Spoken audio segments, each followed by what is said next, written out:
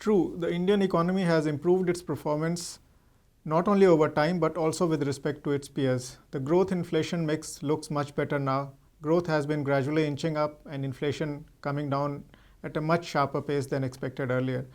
The external vulnerability has reduced. That has made the currency withstand some of the global shocks that we have seen. All this is good. But we do believe that there are some significant constraints which limit India's growth potential right now. They don't allow the economy to surge ahead at a much faster pace than it currently is, and actually it can even throw into doubt the sustainability of the current high pace of growth of the Indian economy. Let's look at these constraints. The first constraint relates to policy. Typically, when an economy slows down, you try to push it up by cutting interest rates down or by fiscal spending.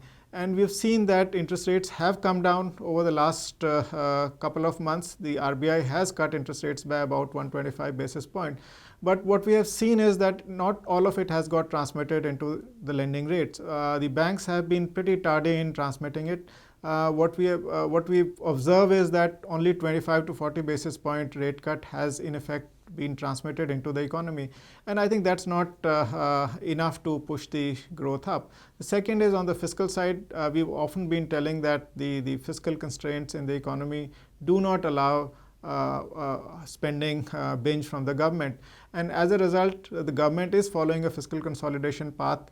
It is trying to use whatever resources it has to front load its investment, but that too is not sufficient. So I think in a nutshell the policy is not able to push growth up. The second constraint is on the private investment front. Private investment is about 38% of the total investment in the economy. And for private investment to improve, it's not only the business environment that matters, it's not only the ease of doing business that is important, which government of course has been through its steps trying to improve. And I think we are seeing the result of government's efforts in its in the number of stalled projects, which have reduced now. We are also seeing it in the rankings that of India, which have gone up globally. For instance, the ease of doing business rank, India has moved up, and also in terms of the World Competitiveness Index of the World Economic Forum, India has moved up. So I think that this is good, but I think what is also required is the demand in the system.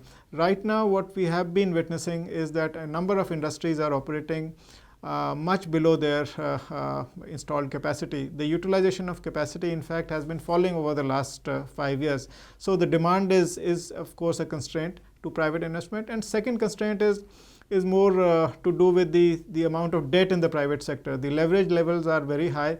The debt equity ratio is very high, particularly in infrastructure and construction sectors, and that actually doesn't allow the private sector to go ahead with its investment. So unless the demand improves in the system, unless capacity utilization goes up, which is happening at a very slow pace. So I think this also limits India's ability to grow faster. The third constraint is from the financial sector. The financial sector lubricates the economy. With the high level of NPAs in the banking sector, their ability to aggressively lend is reduced, and the constraint is more so in the public sector banks than in the private sector banks. So I think to sum it up, I think on the domestic front there are constraints with respect to the ability of the policy to push growth up. There are constraints with respect to private investment picking up, and there are constraints with respect to the ability of the financial sector to finance growth. So that is the domestic side of the story. The external side of the story is also mixed.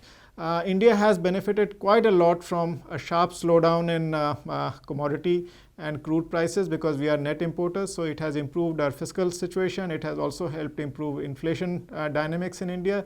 And finally, I think it has reduced India's external vulnerability. So this is good. But I think on the flip side, what we have also seen is the exports have been coming down very sharply. And when exports come down, that simply means that the external demand constraint is becoming more binding on the economy. So the sectors that are dependent on global demand, I think their capacity utilization levels go down. So I think to put it all together, what we expect is the economy will grind up slowly, and I think it can pick up momentum next year if monsoons remain normal, because what has also affected India is the 2 consecutive years of bad monsoons. So I think over over the next year, over the next fiscal, we should see further improvement in the economy, provided we are lucky as far as the monsoons are concerned. Overall, I think things have been improving, but at a very, very gradual pace.